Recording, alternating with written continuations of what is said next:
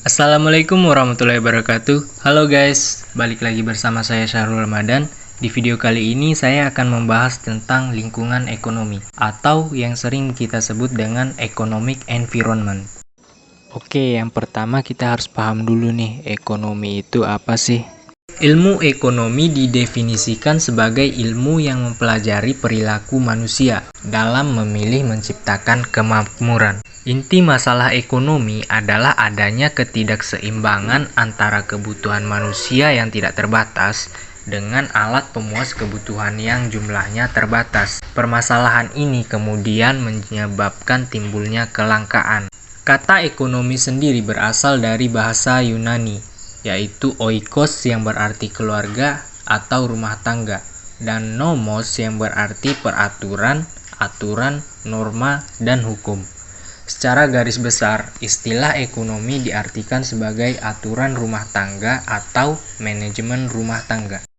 Selanjutnya, lingkungan. Ilmu yang mempelajari lingkungan ialah ekologi. Ekologi berasal dari oikos, yang artinya lingkungan, dan logos yang artinya ilmu. Sehingga lahirlah ekologi sebagai sebuah disiplin ilmu.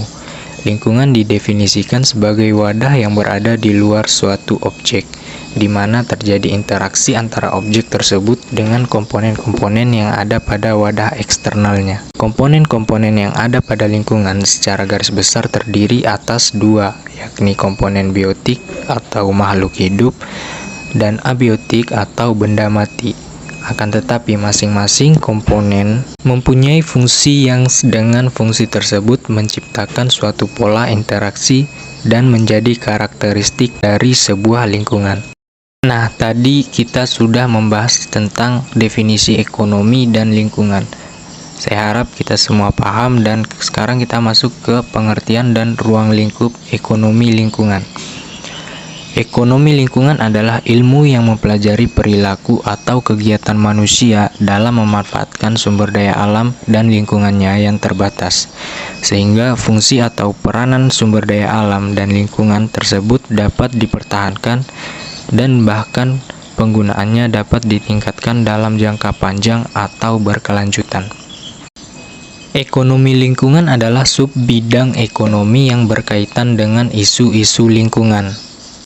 Dikutip dari National Bureau of Economic Research, ekonomi lingkungan melakukan studi teoretis atau empiris dari efek ekonomi dari kebijakan lingkungan nasional maupun lokal di seluruh dunia. Isu-isu tertentu termasuk biaya dan manfaat dari kebijakan alternatif lingkungan untuk menangani polusi udara, kualitas air, zat beracun, limbah padat, dan pemanasan global. Kesimpulannya bahwa dalam ekonomi lingkungan, hal yang mendasar yang dipelajari, ditelaah, dan dikaji ialah akibat dari aktivitas ekonomi manusia terhadap lingkungannya. Inilah underline untuk menentukan ruang lingkup ekonomi lingkungan yang sebenarnya. Korelasi ekonomi dan lingkungan. Dari penjelasan tentang ilmu ekonomi dan gambaran sekilas tentang lingkungan, ada 5 korelasi yang dapat kita tarik. Yang pertama, manusia dalam hidupnya selalu berinteraksi dengan lingkungannya. Nah, dalam lingkungan hidup manusia terdapat komponen berupa makhluk hidup, termasuk manusia lainnya, dan benda mati seperti udara, air, dan tanah.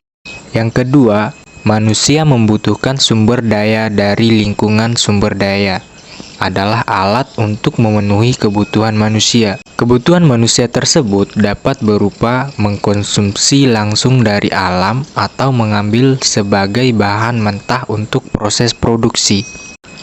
Yang ketiga, kebutuhan manusia yang tidak terbatas akan berhadapan dengan keterbatasan sumber daya pada lingkungan. Sehingga manusia baik secara pribadi maupun secara berkelompok masyarakat akan berusaha memaksimalkan kepuasannya atau mendapatkan kebutuhannya dan melahirkan pilihan-pilihan dalam proses pemanfaatan sumber daya alam tersebut. Yang keempat, keterbatasan sumber daya tidak hanya disebabkan oleh faktor alam saja, tetapi juga bisa disebabkan oleh perilaku manusia itu sendiri terhadap suatu jenis sumber daya. Semua keterbatasan sumber daya alam bisa disebut dengan limitasi sumber daya. Yang kelima, lingkungan dapat menimbulkan kerugian pada manusia apabila terjadinya perubahan ekosistem yang kemudian memberikan dampak pada kualitas kehidupan manusia.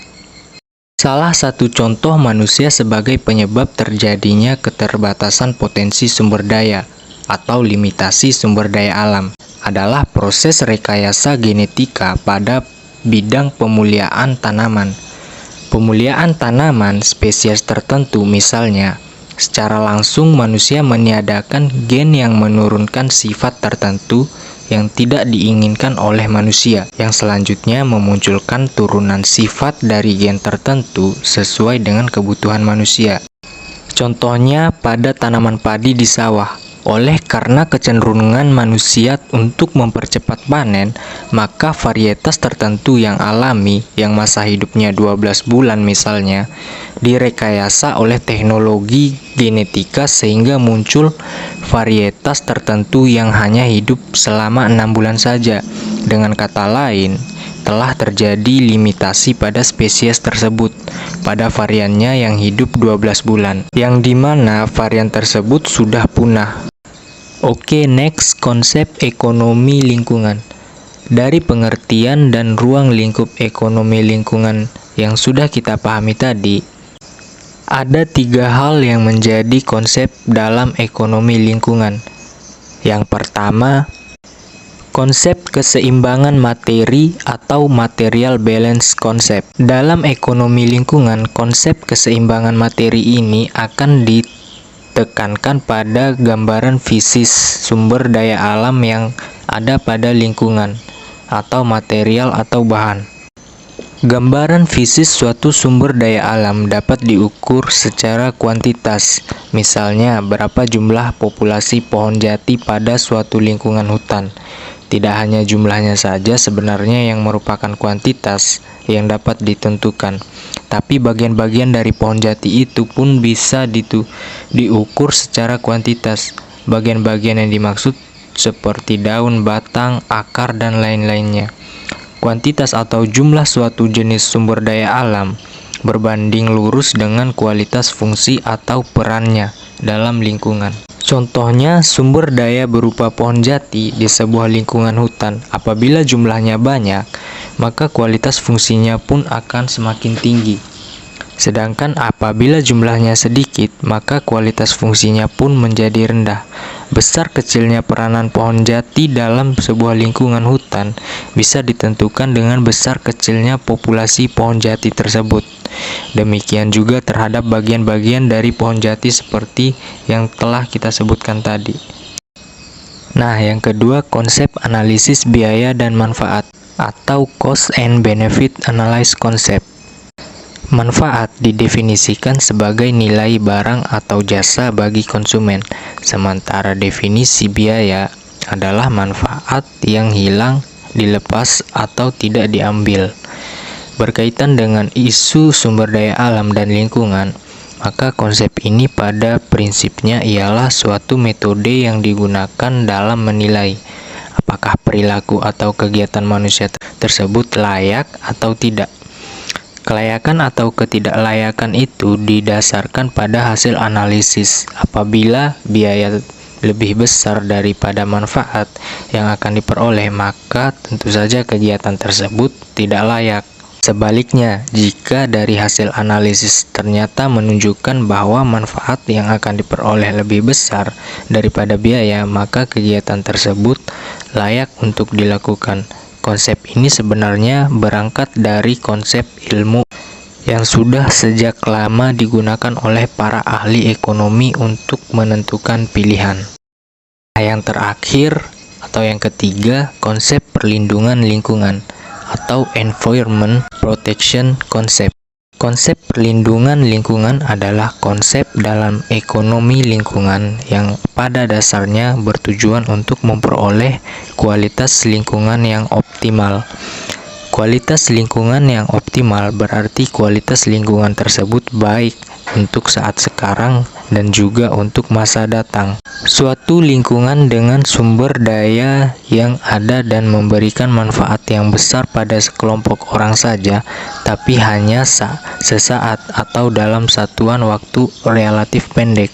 Kemudian setelah itu lingkungan tersebut menimbulkan kerugian pada orang lain karena kondisi lingkungan tersebut telah tercemar dan rusak untuk jangka waktu yang lama sebagai akibat dari pemanfaatan sumber daya lingkungan sebelumnya oleh sekelompok orang di awal. Maka kondisi ini tidak disebut sebagai lingkungan yang optimal. Contohnya saja sebuah kawasan yang dilakukan penambangan liar oleh sekelompok orang. Sebut saja misalnya penambangan timah pada suatu lingkungan yang mana pada lingkungan tersebut juga dimanfaatkan oleh orang lain sebagai lingkungan tempat tinggal. Karena beberapa yang memanfaatkan lingkungan tersebut untuk tujuan ekonomis berupa penggalian bahan mineral timah, maka kondisi permukaan tanah menjadi berlubang-lubang. Kondisi ini disebut dengan telah terjadinya kerusakan lingkungan.